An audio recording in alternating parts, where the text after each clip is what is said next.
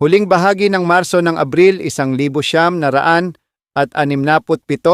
natanggap ko ang inaasahang telegrama na nagsasabing, "Ginoo, kayo ay natanggap bilang kadete ng Philippine Military Academy, PMA. Kayo ay dapat mag-ulat sa Camp Aguinaldo, Quezon City sa Abril 1, 1967. Ako ay may taas na 5 piye 6 na pulgada at kalahating pulgada, nakayuko at payat. Ang pinakabata sa isang pamilya na may 4 na lalaki at 1 babae. Makarang ako ay matapos sa May Kawayan, Bulacan, Institute High School noong 1965, nakapasa ako sa entrance test sa University of the Philippines, UP, sa Diliman, Quezon City. Nasa ikalawang taon na ako sa kolehiyo habang tinutupad ang pangarap kong maging civil engineer. Nang magpasya akong mag-apply para sa admission sa PMA. Isang Sabado ng umaga noong huling bahagi ng 1966, kinansela ang karaniwang mga klase sa taktika ng Reserve Officer Training Corps, ROTC, sa UP. Sa halip, pinamartsa ang Corps patungo sa University Theater, kung saan isang grupo ng mga guro mula sa PMA ang nag-aanyaya ng mga aplikante para sa papasok na klase ng 71. Nag-apply ako at kumuha ng entrance examination noong Disyembre 1966. Ang mga pagsusulit sa pagpasok sa PMA ay isinagawa ng sabay-sabay sa iba't ibang testing center sa buong bansa. Kinuha ko ang sa akin sa Far Eastern University, FEU, sa Maynila. Nalaman ko mula sa aking pinagkukunan na ang saklaw ng 2 araw na pagsusulit ay kinabibilangan ng reading comprehension, mga tanong na multiple choice para sa mathematics, English at general information, at essay writing. Sa aking 2 taon sa kolehiyo, naging madali sa akin ang mga multiple choice na tanong. Naging kapaki-pakinabang ang mga asignaturang advanced mathematics na kinuha ko sa UP. Ang mahahabang oras ay naghasa ng aking kasanayan sa reading comprehension at pagsulat ng sanaysay, ngunit alam kong kailangan kong galingan. Napaka-kompetitibo ng pagsusulit. Kailangan kong gumawa ng mas mahusay kaysa sa basta pumasa lamang.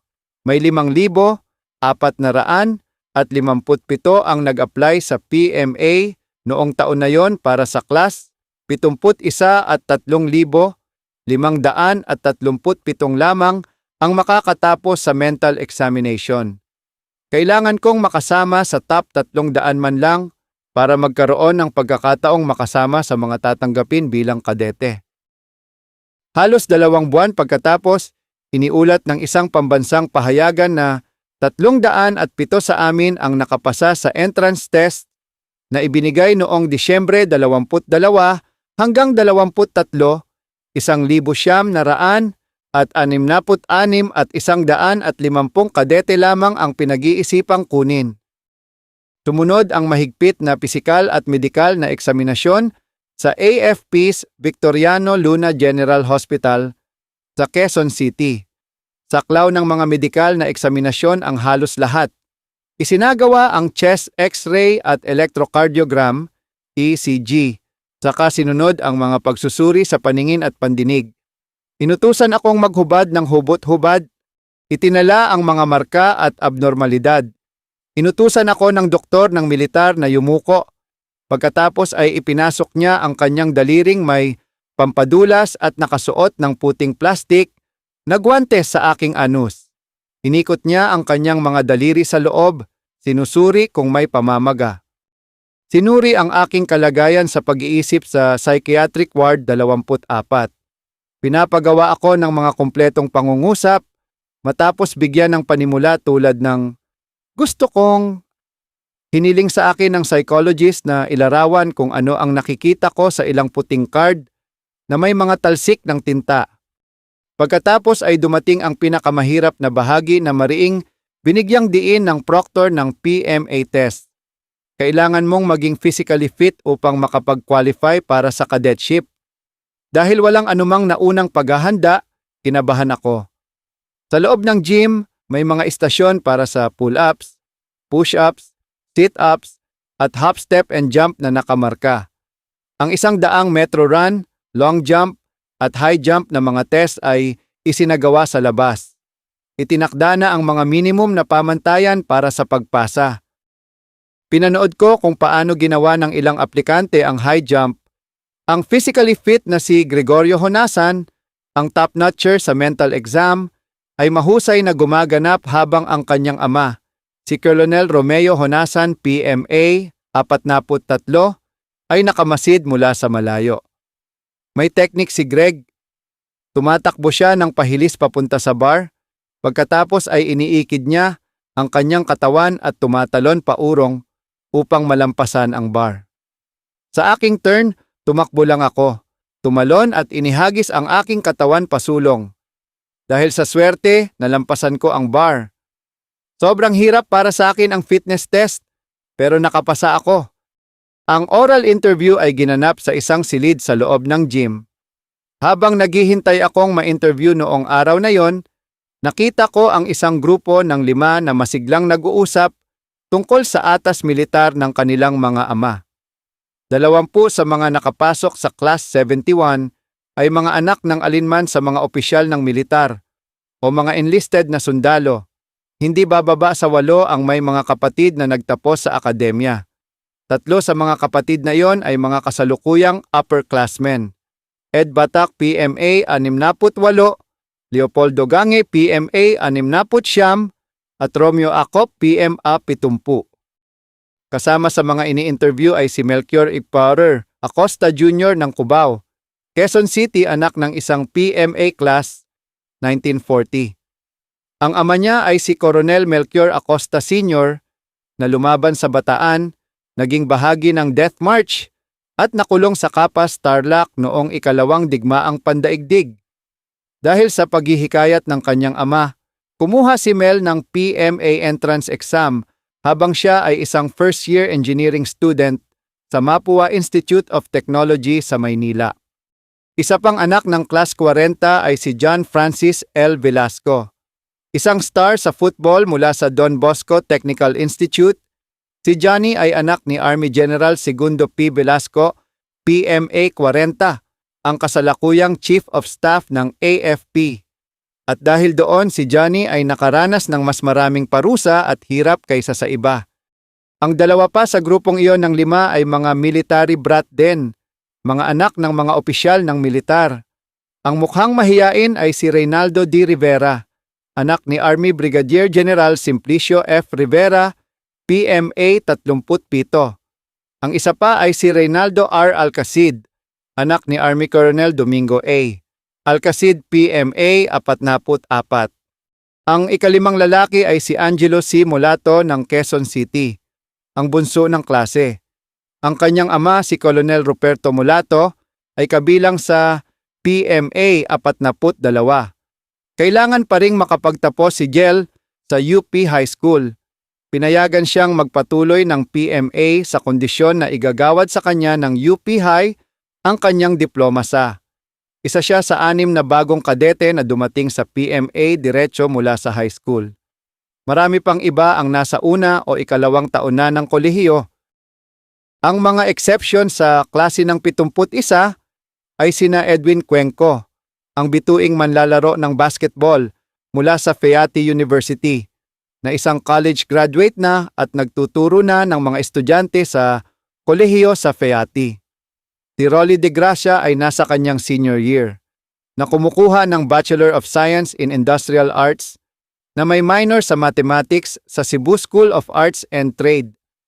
Pinahintulutan siya ng paaralan na magtapos ng magna cum laude habang siya ay isang plebo sa PMA.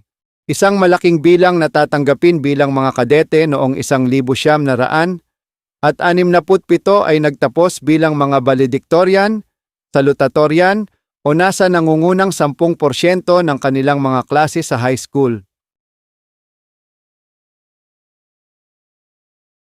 Ang lalaking nakasabay ko sa pananghalian ng araw na yon, nang magulat kami sa Camp Aguinaldo, ay anak ng isang enlisted man.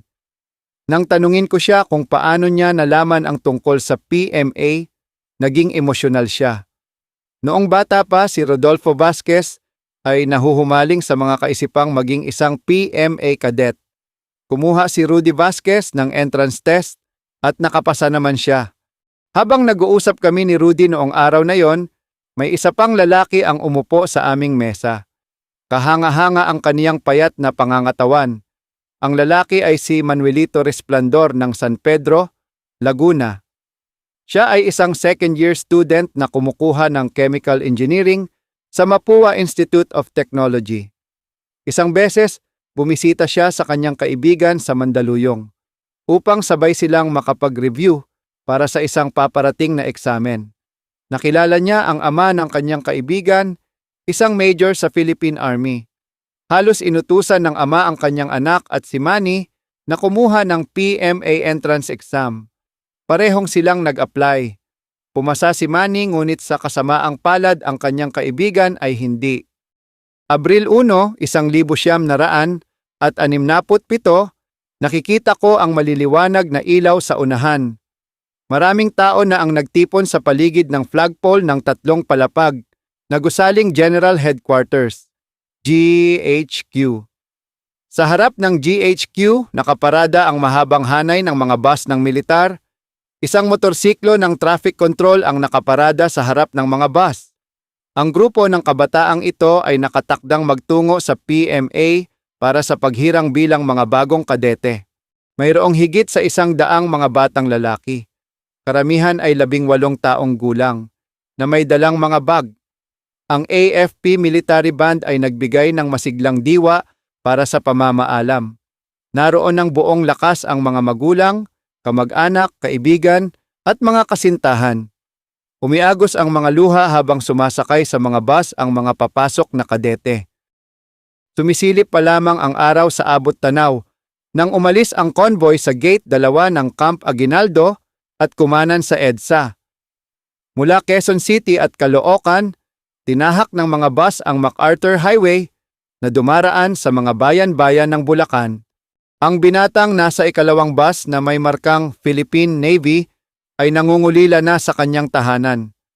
Romeo Romy Blancaflor Dominguez ay ipinanganak sa lungsod ng Naga, Camarines Sur, ngunit lumipat ang kanyang pamilya sa West Bahak-Bahak, Olongapo sa Zambales noong 1957 nang siya ay halos 7 taong gulang pa lamang. Sa bus noong araw na yon, nakatingin si Romy sa labas ng bintana ngunit ang isip niya ay kung saan-saan. Naalala niya ang tag-init ng nakaraang taon, 1966 nang sumama siya sa isang weekend na biyahe papuntang Baguio. Nagkaroon siya ng pagkakataong manood ng mga kadete ng PMA na nagmamartsa. Bilang incoming Corps Commander ng PMT unit ng kanilang paaralan, maingat niyang pinagmasdan ang mga utos at ang pagsasagawa nito. Sa kung anong dahilan, inakala niya na ang PMA ay paaralan para lang sa mayayaman. Gayunpaman, ibang-iba ang pananaw ng isa sa kanyang mga guro sa high school tungkol sa kinabukasan ni Romy. Si Augusto Montenegro, isang kapitan sa reserba, ay hinikayat siya at 3 pa niyang mga kaibigan na kumuha ng entrance exam ng PMA sa Maynila. Sa 4, si Romy lamang ang nakapasa. Sa loob ng 5 oras na biyahe sa bus, nakipagkwentuhan si Romy sa masayahing lalaki sa kanyang kanan na nagpakilala bilang Dominador D.A. Domingo mula sa Sangitan, lungsod ng Cabanatuan. Si D.A. ay anak ng isang enlisted na kawal ng Philippine Air Force. Mula sa high school, pumasok siya sa UP Diliman.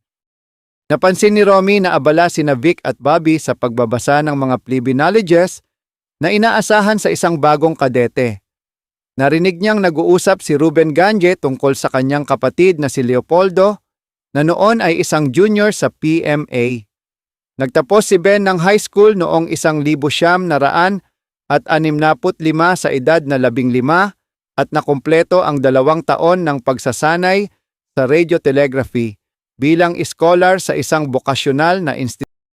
Sinisikap ni Stan David na manatiling gising. Kasama sina Romy at Edwin Galsote, natulog siya sa bowling alley ng Officers Club noong nakaraang gabi dahil natatakot silang mahuli sa GHQ at maiwan. Nagtataka si Stan kung ano talaga ang ibig sabihin ng resepsyon ng plebo. Naririnig na niya ang napakaraming kwento tungkol dito, tulad ng paggupit ng buhok na halos kalbo, na ang mga plebo ay kailangang buhatin ang kanilang maleta, hindi gamit ang kanilang mga kamay kundi gamit ang kanilang mga ngipin, at na isusuka mo ang lahat ng iyong kinain sa araw na iyon. Ilang minuto na lang mula sa PMA na tanaw na sa Loacan Hill, malapit sa Baguio Airport. Biglang nagbago ang pakiramdam. Nawala ang mga biro, ang tawanan, at ang kasiyahan. Ngayon ay katahimikan at tensyon na ang naroon. Maraming tanong sa isip ni Romy. Anong uri ng pagtanggap ang sasalubong sa kanila? Anong uri ng pagsasanay ang dadaanan nila? Ano ang magiging buhay nila bilang plebo? Paano sila mababago mula sa pagiging mga batang lalaki tungo sa pagiging mga lalaki?